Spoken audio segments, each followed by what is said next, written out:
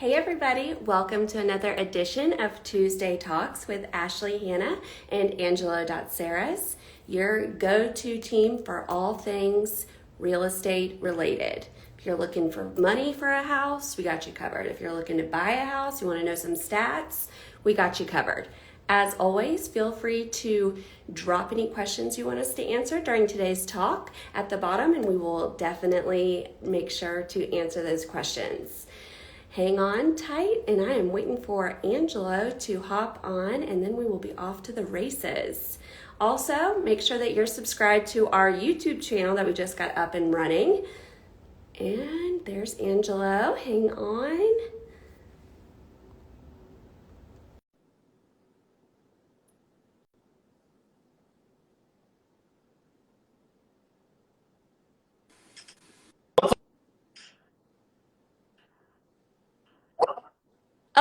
Oh, we're struggling. Hey there. We're struggling. You're there, but you're not. I'm here. Yep. Oh, yeah, I was just getting my coffee ready for the show here. Perfect. So I had to actually go to one of my neighbor friends' houses because my internet is so bad. Oh no. What's up with that? Let me get you a Spectrum. I don't know.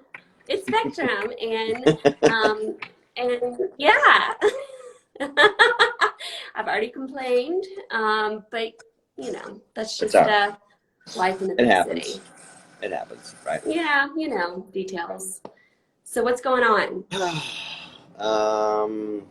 Well, finally got my HVAC fixed, the issue fixed. Okay, Sorry, okay. it's trying to follow my face here, so yeah. So yeah, got my HVAC What's fixed. trying to follow your face? The phone is trying to follow me, so got like a feature on there where it can like follow my face. That's fancy. Yeah, but I have to like stay. It can't go too fast. We're really good at this technology stuff. Yeah, I know, right? Because I'm holding the gimbal in my hand. Okay. Yeah. And coffee. Wow, that's. Sorry, I'm trying to like multitask here, so I apologize. Right. And of course somebody called 2 seconds after you text me. Naturally. And I was like, I can't talk. I gotta go. All right, we should be okay now. So rates have dropped. They have, but shh, don't speak too soon. Why? You think they're gonna just go back you know up? we don't want them going anywhere, so don't speak too soon. What? Just keep it. We'll just keep it. Why did they? I've been kind of out of the market into like kind of following what kind of caused it to go down. It's kind of been going trickling down here for the last maybe 2 weeks or so. Yeah.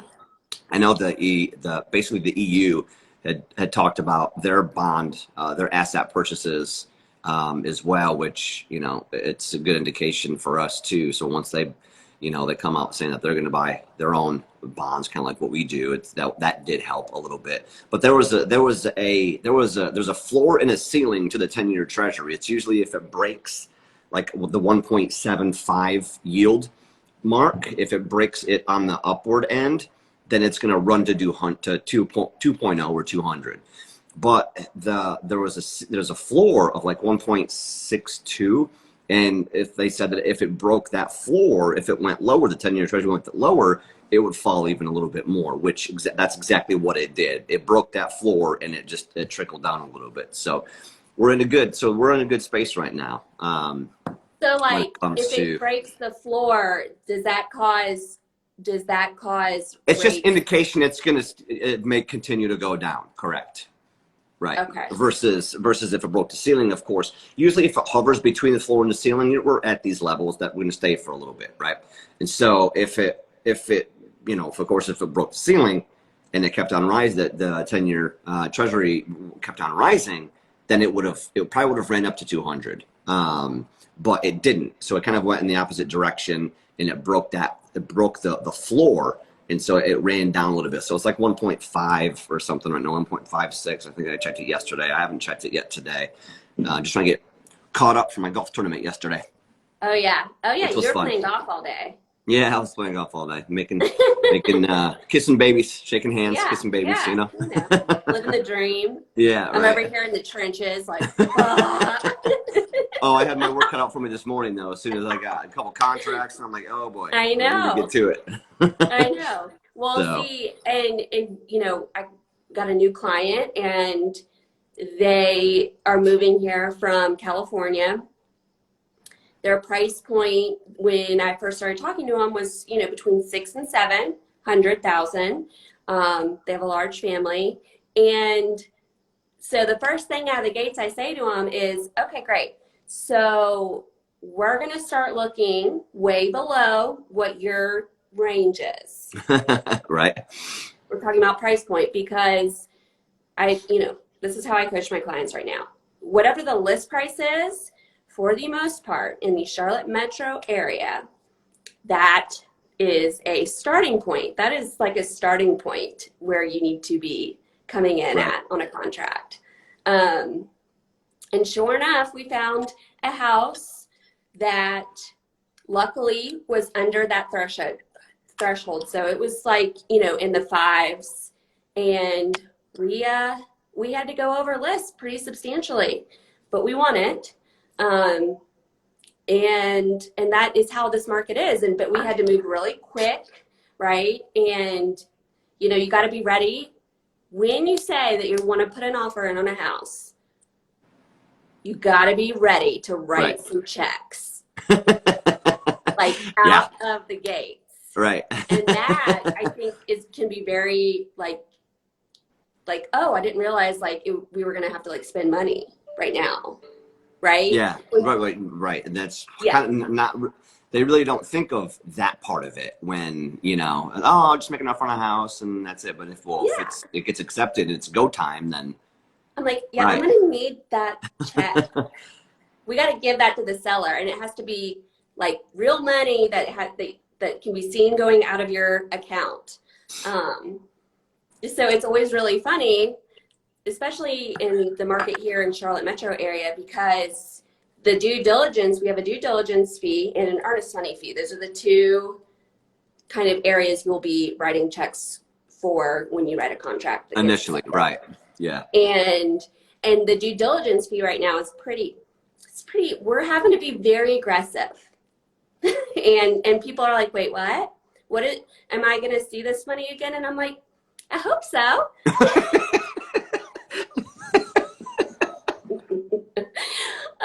And they're like, wait, what? And I'm like, okay, well, I mean, if we close, yes, you'll see it again.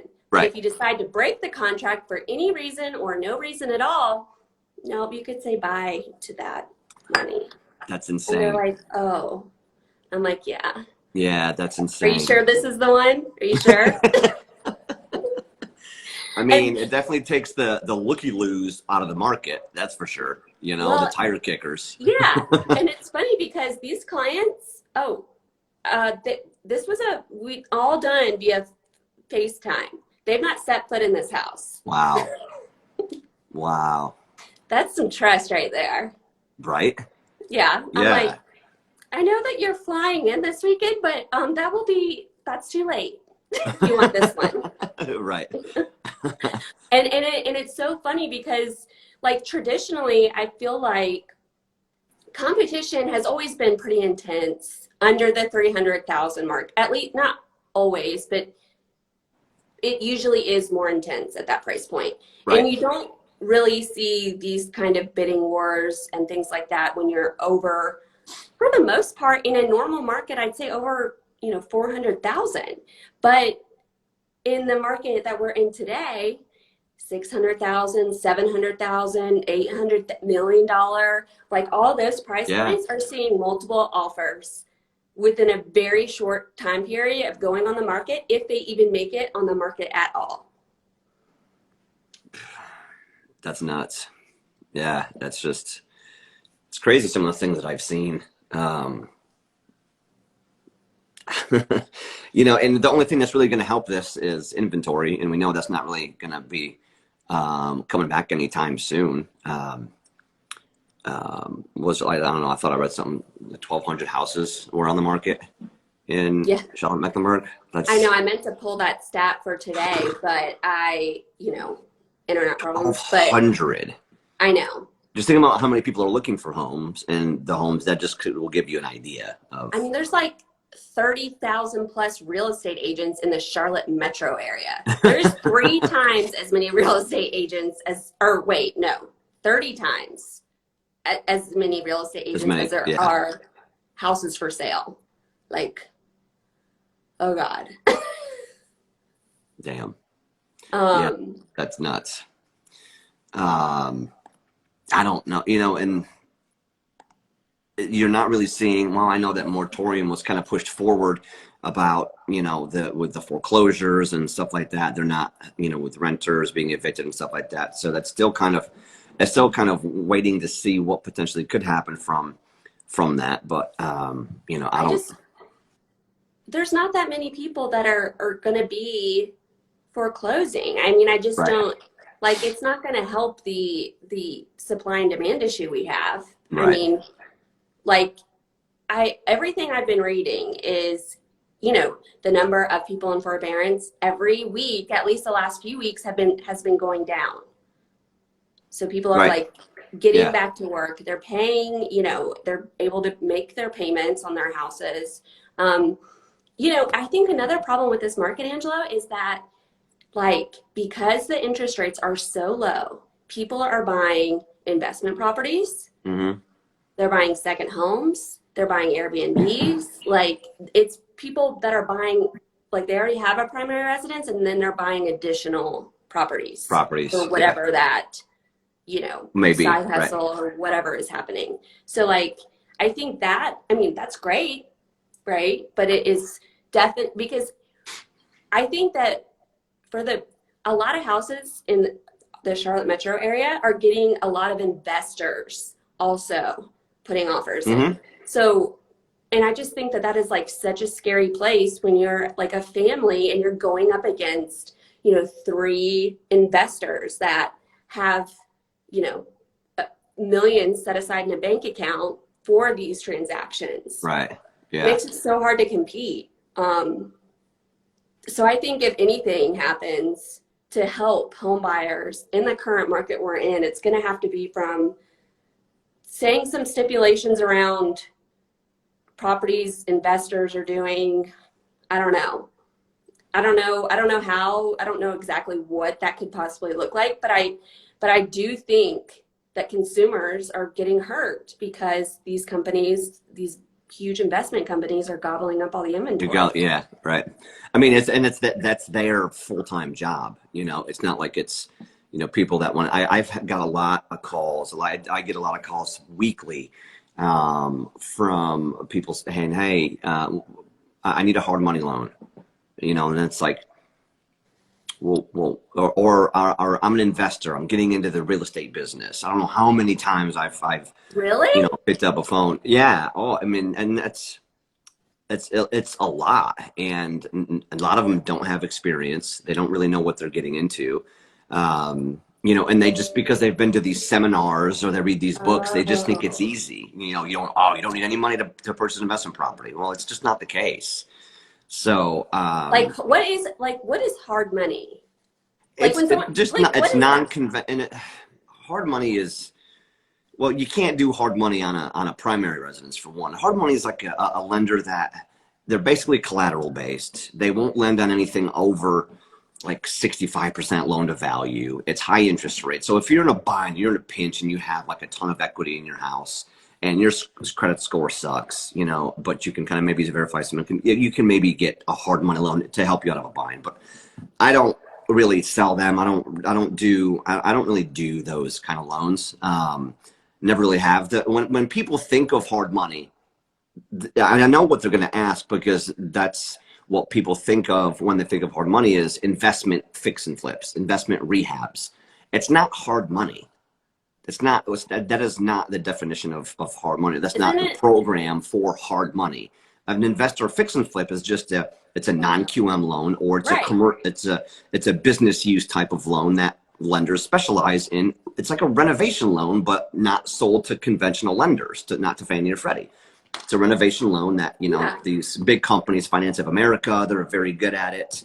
So they know what to do. They know what not to do. They have their, their portfolio of properties that they lend, and they do 1 to 4 units, but they also do, multifamily and stuff like that. So that's not hard money. People think hard money is like, investor, fix and flip.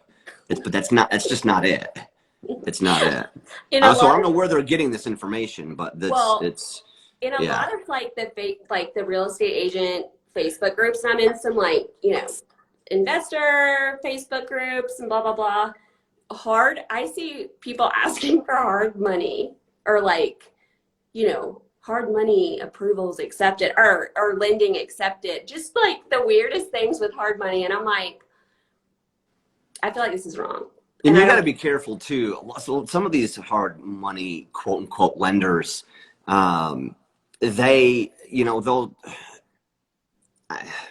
I've seen and heard. I haven't had experience with it because I haven't really used any. But like some of these hard money lenders, especially for the commercial deals that advertise hard money up front for surveys or environmentals and blah blah blah, and then they'll collect these money for these fees, and then they won't close it, so they just took your fee, your money. So it's just I just don't mess with any of that kind of crap. That's like predatory lending, kind of, right? It would be if it was kind of like predatory. It would be, if it wasn't.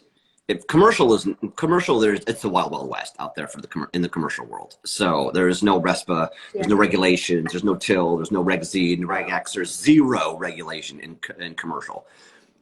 Conventional, yes. There's predatory lending, of course, that's been gone for a long time. We have to stay within the 3% points and fees test for all our, our regular, loans, and if it's HPML, which is high price mortgage loan, then you have to be within a certain threshold. And if it's an investment property, there's an additional threshold that we can go up to. So there's way too many things for this Tuesday Talks to go in with the actual point of fees. But yeah, predatory lending, you can't get hard money on people, they've called me for hard money on a primary. Well, I want to do hard money on my primary because my credit sucks. Well, A, you can't do hard money on a primary for one. And two, you're going to have to fix your credit up. Yeah, we got to get that sorted out. But yeah, let's work that out first. Yeah. Okay. Instead of trying to go into a loan that's 15 to 18% interest, that is due in 2 years. Yeah. Oh, gosh. I know. Credit is so important. It's very important. Yeah. And that's the other thing, too. And we preach this all the time. You and I do, is that yes, rates are low, right? However, rates are low for people that have a decent credit score. Right. If it's not, if your credit score needs work, that you're not going to get that kind of rate. Yeah, let's get that fixed up a little bit. Yeah. I have a question for you. What's up? Talking about getting the contract and things like that. So let's talk about final walkthroughs for a minute. I know it's done usually the day before closing or the day of closing. Is there a reason why it's not done, let's say, a week before closing, the final walkthrough, make sure, and then just a once over the day of or the day before to make sure nothing's, because if there's, and I asked this, because of, the personal reason that I got bid on, if there's something that comes up, you have to postpone closing and then you have to get contractors and this and the other. Is there, can you do it earlier or no? So my answer is if you think when it comes to a final walkthrough, it really is meant to make sure that all of, if the sellers had stuff in the building that they were, they agreed to remove, making sure there's no huge holes in the wall from them, the sellers moving out of the building, which is why it's normally done so like right before close, because the sellers are usually still in that space right up until close for the most part. And so you want to go back in after that and make sure they didn't take out a wall or bust a Right. hole somewhere. Yeah. Um, if I see that there could potentially be problems with some of the items that they either agreed to fix during the due diligence period, or it's just been a bit of a challenging situation, Mm-hmm. I will go into that. I mean, I'll do a walkthrough a few times. Like, I always do my due diligence repair walkthroughs. Like, I try to do it within the due diligence period. If I can't, then I'm doing it way before the final walkthrough to confirm. Um, because of what you're saying, because you're under the impression that a system was in working order. You get there and you're testing everything and you find out that it's not working. Well, the only thing you can do as a buyer is say, I'm not closing. Right. And that stinks, right? It stinks for Mm-hmm. a couple of reasons, because now if it gets delayed by a day or even 2 days, your whole loan thing changes. Yeah. Right. Um, if the buyers have to be out of a place that they're living in, then they're gonna have to like stay in a hotel. Yeah. Like, Yeah. it does get really hairy, but the final walkthrough in my mind is meant to make sure that like the sellers haven't done any major damage to the property. Got it. And moving out. Okay. All right. But my mechanical testing and all that, I do that like I'll hit it a few times, right? Right. I definitely do not like to wait until the day before closing, because if something does come up with an HVAC or anything really, Right. Yeah. that stinks. Yeah. Good to know. Did, Good to know. did y'all Yeah. get your situation sorted? Yeah. Closed this morning. Yay! Finally. Finally. Are you Yeah. gonna share with the folks that you got a new? We will once we get it buttoned up, and maybe Okay. we do a Tuesday talks in the space. So we'll. Okay. Yeah.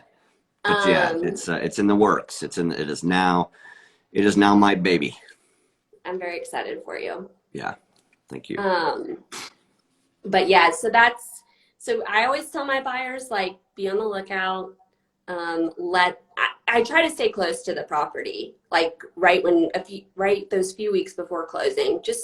And the sellers, technically, they have a duty to disclose if anything is not in working order, like that wasn't disclosed as part of the deal originally. So like holding the seller's feet to the fire is something that it's hard to do, but that's the only way to do it, is to delay close. Right. Yeah, it's if you have contractors in place and like getting ready to basically hit the ground running, and it's like, nope. I know. God, Hold, please. Oh yeah, trust me. They need to reschedule it. To reschedule contractors right now in this day and age is like an act of Congress. So it's it was something I didn't want to do, but I knew it was the best thing to do. You're right. You're right. I mean, I've had people like with moving trucks literally backed up outside the house, and I'm like, I hear you. Like, I hear you. But here are your options. Like, either we go forward and it's like, oh, maybe the sellers out of the goodness of their heart will take care of me, or we hold them accountable by withholding money, by not closing. Yeah, you want somebody to make sure something's fixed quick. You just you don't close on that puppy, and they make damn sure that they'll have someone out there to get that fixed right up. Bingo. Yeah. That's really, because you don't want to. Because I thought, well, maybe I should, just to safeguard myself, maybe just ask the seller to do a holdback, an escrow of $2,000 or $1,000. I was like, I'd be willing to close if they did that, just to get, there was some money held back for potentially that type of repair, but then released once it's done. But they said no. And I was like, well, then fine. You don't want to do that, I'm not closing. Right. And with doing that, like I know that I've asked some of our attorneys sometimes, is that an option we can do here? And for whatever reason, it makes everything way more complicated. And I don't know if it's because now you're separating the funds and that wasn't like part of the gig, Right. or Wasn't like, initially right. There's no agreements in place, and you have to do yeah, last minute stuff. Yeah, it's always hairy. I didn't want to do that, of course, but I was just like, look, if you want me to close, this is like the only way that I would think about closing. And so here are the it wasn't options. an option for them, and so it wasn't an option for me. So Yeah, yeah. Well, cool. rock and roll. I think that's everything for this week. Next week, I think I'll have, I should, well, I don't know if I'll have the numbers yet for April by next week, but I'll put together some numbers for us to go over. Awesome. Just like painting a picture of like what prices have done here in the last 90 days, because I think it's fascinating.